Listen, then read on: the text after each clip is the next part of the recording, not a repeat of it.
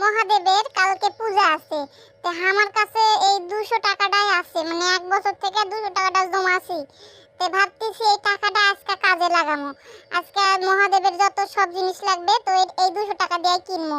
তো সেই জন্য না বাড়ি থেকে বাড়াই গেছি যে দেখি আজকে 200 টাকায় কি হয়। তো প্রথমে যাওয়ার জন্য তো রেডি হওয়া লাগবে, তো রেডি হওয়ার জন্য তাড়াতাড়ি তৈরি হয়ে যাচ্ছি, জামা কাপড় পরে নিচ্ছি, তাড়াতাড়ি করে যাওয়া লাগবে। কারণ বাজার ঘাট আবার বন্ধ করে দিলে সমস্যা। এদিকে তার মাঝখানে আমার বর আসে আবার ধাক্কা দেয়, কয়টা রেডি হয়েছে, আমি কাছে তখন হয়ে গেছি তো তুমি তাড়াতাড়ি রেডি হয়ে যাও। সেজন্য বরে আবার রেডি হওয়ার কথা কয়ে তাড়াতাড়ি করে আমরা বাড়াই গেল রাস্তা। কারণ দেখে রাস্তাতে এখন ভালোই লোকজন আছে। এখন রাত 10টা বাজে, সেই সময় আসছি। তারপরে মনে পড়েছে যে জলও তো নাই রে, জল নেওয়া লাগবে। তো চলে গেছি জল নেওয়ার জন্য। কালকে যে পূজা ওই জন্য আজকে আমরা জল নিবে যাচ্ছি। মহাদেবের ঢালা লাগবে না মাথায়। তো আমি কইছি কি তুমি যখন মহাদেব তো তুমি জলটা নিয়ে আসো না, আমি আর কষ্ট করে যাবো কি জন্য, তুমি যাও। তো বরে আবার দিয়ে পাঠানো কি তুমি যাও। তো বর আবার নিয়ে আসলো জলটা। বর তাড়াতাড়ি করে জল নিয়ে ওই সিঁড়ি দিয়ে উঠা লাগে, অনেকটা সিঁড়ি উঠা লাগে। তার মাঝখানে দেখি আবার কেবা আগুন পোয়াছে, কারবার জম্মের গরম লাগিছে, মানে জম্মের শীত লাগিছে।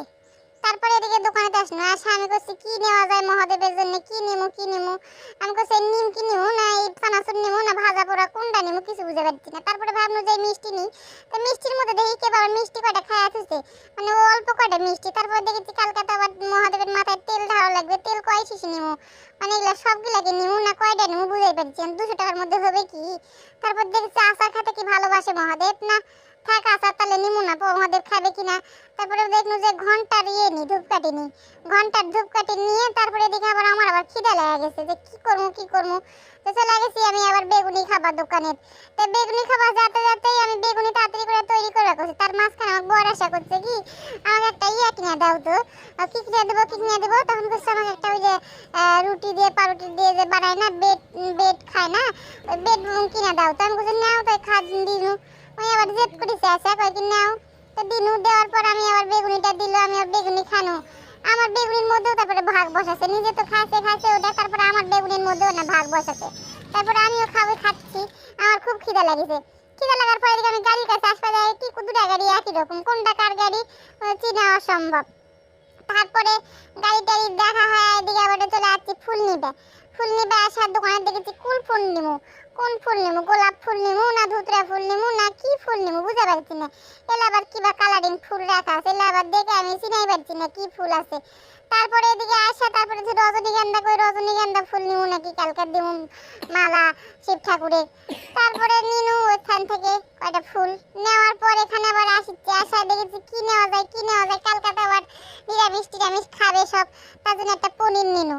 পনির নেওয়ার পর আমি আবার দেখি যে মিষ্টি কোনটা নেওয়া যায়, তবে মিষ্টি নিনু কয় পিস মিষ্টি নিনু 5 রকমের 5 পিস মিষ্টি নেওয়ার পর আমি বলছি এখন তো ভালোই গরম পড়েছে, মহাদেব আইসক্রিম খাবে নাকি, আইসক্রিম দুটো নিনু। নেওয়ার পর মেয়ে আবার কয় কি আমাকে একটা ডায়েরি কিনে দাও, আমি পুতুলে পড়ামু।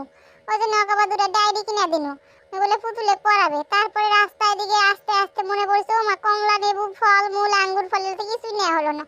তারপরে দোকানের দ্বারা আমরা আবার ভাবিছিনু কি ফল নিমু। এলা 200 টাকা নিয়ে আসছি, 200 টাকার মধ্যে এলে একটা ফল হবে। আমি বলছি দাও তো সবগুলো একটা করে, যে কয়টা হয় কয় টাকার মধ্যে। তো বলছে ঠিক আছে তাহলে এই কয় টাকা দিলাম, দিয়ে তারপরে কয়টা ফল নিনু।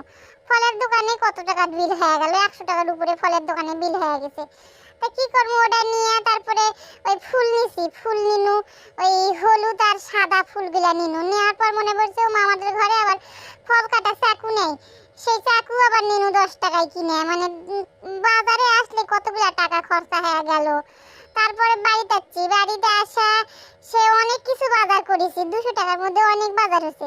কেউ গঙ্গা জল নিচ্ছে, আমার মেয়েটা আবার গঙ্গা জল নিয়ে আমি এবার যাচ্ছে, তাই মা আমি গঙ্গা জলটা নিমু। আর আমি আবার করছি না আমি মিষ্টির প্যাকেটগুলো নিই আর ফল নিই। আর তোর বাপ ওই ঘন্টা ধূপকাঠি তারপরে ওই বাজারে তো অনেক কিছু বাজার করে চলে নিয়ে এলো।